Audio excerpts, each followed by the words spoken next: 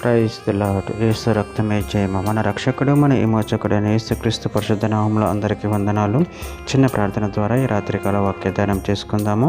పరిశుద్ధుడ మహాగణుడైన దేవ యేసయ్య, సర్వాధికారి నాయన, మీకే వేలాది వందములు, కృతజ్ఞత స్తుతి స్తోత్రం చెల్లించుకుంటున్నాను. దేవ ఈ రాత్రికాల సమయంలో ప్రభు వాక్య భాగం దానిస్తుండగా వాక్య భాగం అర్థమైనట్లు సహాయం చేసి మీ కృపలో బలపరిచి మీకు మాదిరిగా నన్ను నడిపించమని ఈ చిన్న ప్రార్థన ప్రభు యేసుక్రీస్తు అతి పరిశుద్ధ నామములో అడిగి వేడుకుంటున్నాను తండ్రి. Amen amen. కీర్తన గ్రంథం 34వ అధ్యాయం 15వ వచనము. యెహోవా దృష్టి నీతిమంతుల మీద ఉన్నది, ఆయన చెవులు వారి మొరలకు ఒగ్గి ఉన్నవి. ఆమె దేవుని వాక్య భాగం దీవించును గాక.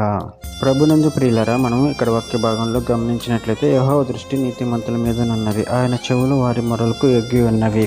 అదేవిధంగా మనము వాక్య భాగంలో గమనించి చూసినట్లయితే యోబు గ్రంథం 36వ అధ్యాయం 7వ వచనంలో, నీతిమంతులను ఆయన చూడకపోడు, సింహాసనం మీద కూర్చుండే రాజులతో ఆయన వారిని నిత్యమును కూర్చుండబెట్టును, వారు గణపరచబడుదురు.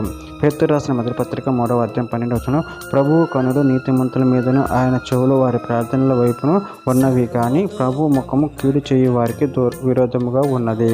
కీర్తన గ్రంథం 11వ అధ్యాయం 7వ వచనంలో, యెహోవా నీతిమంతుడు, ఆయన నీతిని ప్రేమించువాడు, యథార్థవంతులు ఆయన ముఖదర్శనం చేసేదరు.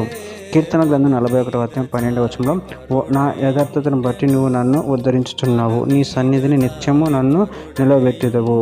సామెతల గ్రంథం 15వ అధ్యాయం 29వ వచనంలో, భక్తిహీనులకు యెహోవా దూరస్తుడు, నీతిమంతుల ప్రార్థన ఆయన అంగీకరించును. ఇర్మీయా గ్రంథం 32వ అధ్యాయం 19వ వచనం, ఆలోచన విషయంలో నువ్వే గొప్పవాడవు, క్రియలు జరిగించే విషయంలో శక్తి సంపన్నుడవు, వారి ప్రవర్తనను బట్టి వారి క్రియాఫలమును బట్టి అందరికీ ప్రతిఫలం ఇచ్చటికై నరపుత్రుల మార్గములన్నిటిని నువ్వు కనులారా చూచుచున్నావు. మత్తయి సువార్త 6వ అధ్యాయం 6వ వచనంలో, నువ్వు ప్రార్థన చేయనప్పుడు నీ గదిలోనికి వెళ్ళి తలుపు వేసి రహస్యమందున నీ తండ్రికి ప్రార్థన చేయము, అప్పుడు రహస్యమందు చూచి నీ తండ్రి నీకు ప్రతిఫలం ఇచ్చును. యోహాను సువార్త 9వ అధ్యాయం 31వ వచనంలో, దేవుడు పాపుల మనవి ఆలకింపులని ఎరుగుదుము, ఎవడైనా దేవభక్తుడై ఉండి ఆయన చిత్తం చొప్పున జరిగించిన యెడల ఆయన వాని మనవి ఆలకించును. చివరిగా ఒక మాట, యోహాను రాసిన మొదటి పత్రిక 3వ అధ్యాయం 22వ వచనం, ఆయన ఆజ్ఞ ఏదనగా ఆయన కుమారుడైన యేసుక్రీస్తు నామమును నమ్ముకొని ఆయన మనకు ఆజ్ఞనిచ్చిన ప్రకారముగా ఒకరినొకడు ప్రేమింపవలననిదే. ఆమె దేవుడి వాక్య భాగం దీవించిన గాక. చిన్న ప్రార్థన చేసుకుందాము. పరిశుద్ధుడ, ప్రేమ గల యేసయ్య, మీరు ఇచ్చిన వాక్యదాన్ని బట్టి ప్రభు కృతజ్ఞత చెల్లించుకుంటున్నాను తండ్రి. నాయన, మీ దృష్టి నీతిమంతుల మీద ఉన్న తండ్రి. నాయన, మేము నమ్ముకొని ఉన్నాం తండ్రి. మమ్మల్ని కూడా మీరు నీతిమంతులుగా చేసి మమ్మల్ని మీరు కాచి కాపాడుతున్నారు. అందుని బట్టి ప్రభు కృతజ్ఞత చెల్లించుకుంటూ మీ ప్రేమ కృపను నిరంతరం కాచి కాపాడమని చిన్న ప్రార్థన చేసి నామములో అడిగి వేడుకుంటున్నాను తండ్రి. Amen amen amen.